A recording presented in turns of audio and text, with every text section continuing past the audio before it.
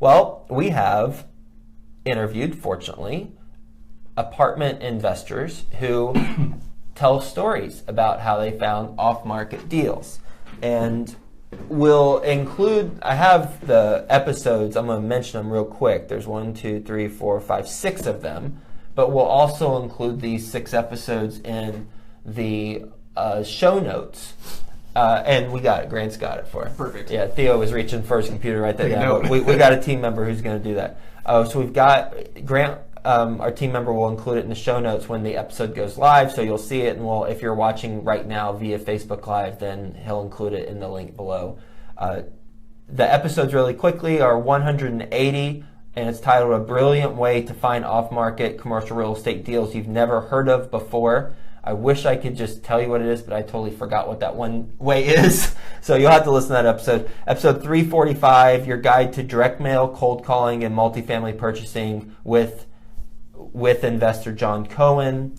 He's an apartment syndicator in Long Island. Met with him a couple times. Great guy. Episode 3, and he's been on the show multiple times. Episode 340, How to Find Multifamily Deals Without Brokers, with Juan Maldonado. I do remember that conversation. He's based in Texas, I want to say San Antonio, Austin area, and he talks about how he drives for dollars for apartment communities, and he talks about that in the interview. Episode 849, How to Leverage Brokers to Hustle for Deals with Stash. He is a broker in Cincinnati, and he talks about how to work with brokers to get deals. Now, obviously, that won't be a deal without a broker because he is a broker, and he talks about how to work with brokers. However, you can get off-market deals through brokers. You just have to pay their fee, but that will remove the competitive bid situation from the equation. So you can still get a better deal. We've purchased deals that way. Episode 868, How to Snag Deals from Brokers and What Questions to Ask, with Andrew Cushman. And episode 934, How to Find Deals in a Hot Market, with Joe Fairless.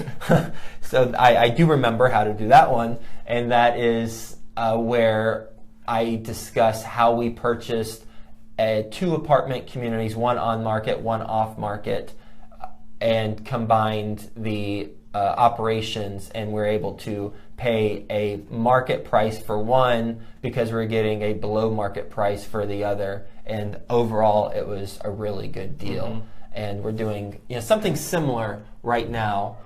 We own the property across the street that we're closing on next month, and the property across the street was off market. The property we're buying now is on market. We're going to combine not the properties, so from the public standpoint it will still be different properties, and from a bank account and everything they're separate. However, we're able to, from an operations standpoint, have efficiencies because of that. And I'll give you one additional tip. This is something that I suspect you have not heard of before, for how to find off-market deals locally, and that is go to the courthouse when they're going through the eviction proceedings, and identify which landlords are going there frequently, because they're likely have better things to do and want to be doing with their life than going to eviction court to be kicking out their tenants. And perhaps they will be motivated sellers.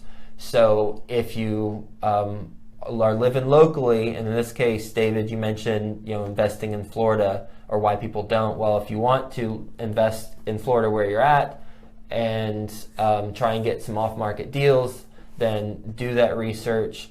Go to the courthouse and start speaking to those owners, and you're going to find some motivated sellers, or people who are at least going to have a conversation with you because they don't want to be there. That's a really good one. I'm sure you can get a really good deal if you catch up someone at the right time. They've got a bunch of evictions. That's a really good idea. It's a good one.